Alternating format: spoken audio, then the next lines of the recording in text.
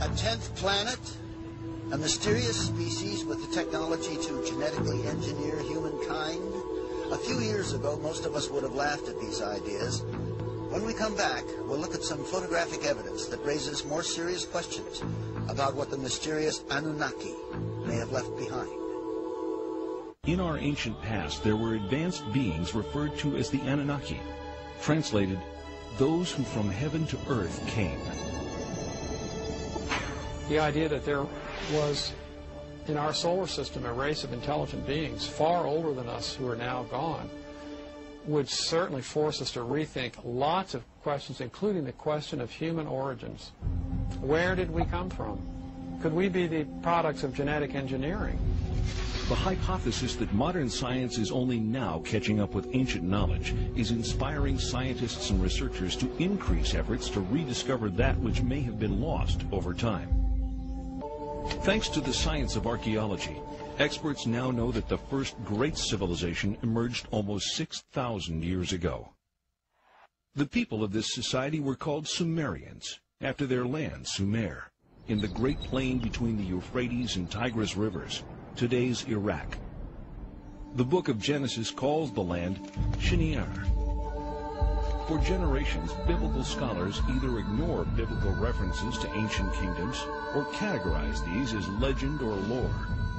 Through the study of historical relics and the translation of ancient languages, many biblical researchers now believe that the previously questioned Old Testament references are indeed historically authentic accounts of flourishing, advanced cultures.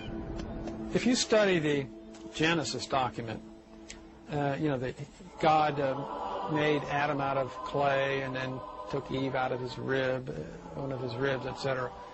If you study this document, you discover that it's really a much shorter version of a much more complicated document that comes out of Babylonia and then out of Sumer and so on. Now, these ancient texts give a really complicated story of powerful, non-human, godlike beings actually engineering us, making us for specific purposes. In ancient Mesopotamia, the secrets of astronomy and other celestial knowledge are kept carefully guarded, studied behind closed doors by an exclusive society of priest astronomers.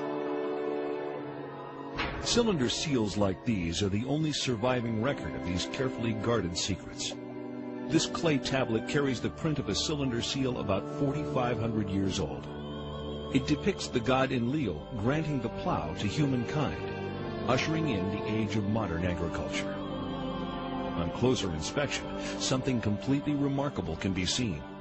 A detailed depiction of the complete solar system configured identically to that known to contemporary science. With the sun prominently figured in the center, each planet appears in its correct position and relative proportions to the other planetary bodies. On the outskirts is one additional planet, a 10th, not currently located by astronomers of our modern era. Astronomers around the world are on the lookout for this evasive celestial sphere, as a growing body of physical evidence indicates that it does in fact exist.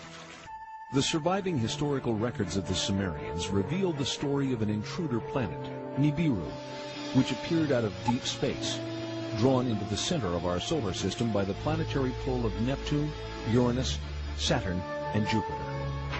On an opposing orbital path with the 7th planet, a planet referred to in Sumerian records as Tiamat, Nibiru's new orbit around the Sun placed the two planets on a collision course. As they draw near, one of the satellites of Nibiru crashes into Tiamat, cracking the planet. Subsequent collisions smash half of Tiamat completely, breaking the pieces into what develops mostly into the asteroid belt. The other half of Tiamat becomes Earth. The Earth is thrust into a new orbital position, carrying with it Tiamat's main satellite, our moon. Nibiru, the intruder, is cast into a permanent clockwise solar orbit, returning to Earth's neighborhood once each 3,600 years. This tale of creation echoed through all the ancient cultures, becoming part of the scientific knowledge that we find in the Old Testament in the creation story of Genesis. If we apply the knowledge of the Mesopotamian text to the biblical text, the correct reading of the book of Genesis emerges. The question remains, how would we as a culture respond to incontrovertible evidence of a species of beings that not only preceded our own but actually engineered mankind? Of all the elusive mysteries, the greatest is the riddle of life itself. How did it begin? From what corner of the universe did the first emanations of existence arise? Was the seed of life carried to Earth from the planet Nibiru? Directed panspermia, another scientific theory, suggests that life on Earth is seeded by a race of beings from outside the planet, not by chance, but as the deliberate activity of an otherworldly society. The Sumerians point to the Anunnaki as the creators of mankind, our own benefactors of life. The Anunnaki themselves arrive and create humankind. How was Adam created? According to the Sumerians, it was by genetic engineering, fertilization in vitro. But why? Sumerian documentation suggests the Anunnaki create humanity to assist in mining African gold. Judaism, Christianity, and Islam, the three great Western traditions, religious traditions, are all founded on the idea that there's something special about human beings. We didn't arrive here accidentally, so we're not just some consequence of billions of years of pointless accidental permutations of life forms. No, we were created in the image of God.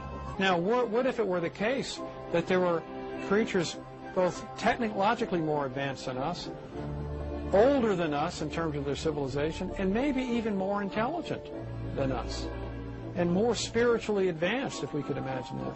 Then would this cause the creation story to collapse and leaving, literally billions of people on the planet totally confused about the meaning of life? Two figures stand on either side of a craft.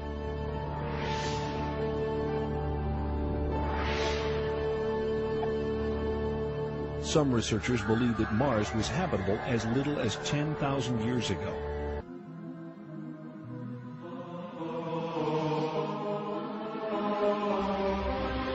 The ancient Sumerian text, just in a very broad overview, basically tell us that these Anunnaki came from space and landed on the Earth in the Tigris-Euphrates Valley.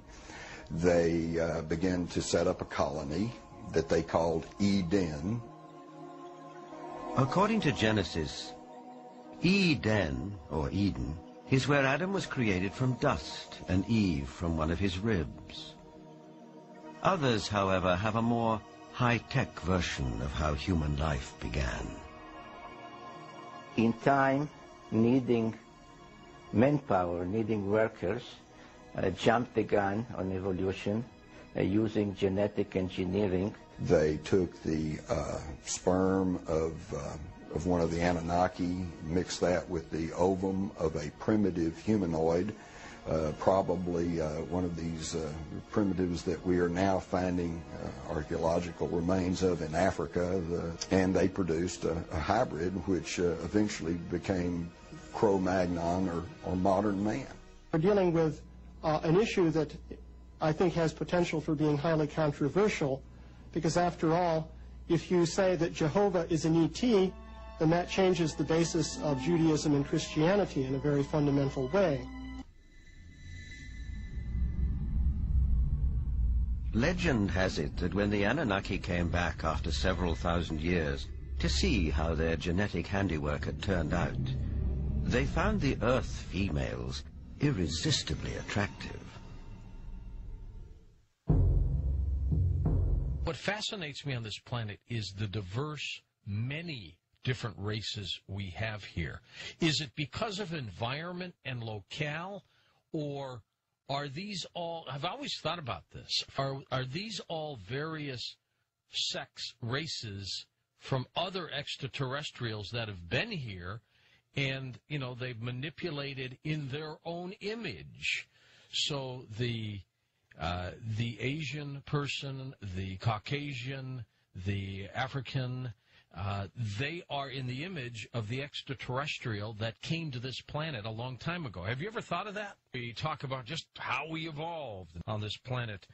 You know, we're talking about the work of Zecharia Sitchin and his theories of the 12th planet. Robert Saffier does a very thorough job trying to coordinate all the various people who are talking about this. And it's growing, I think. It's growing, and it's getting bigger and bigger and bigger.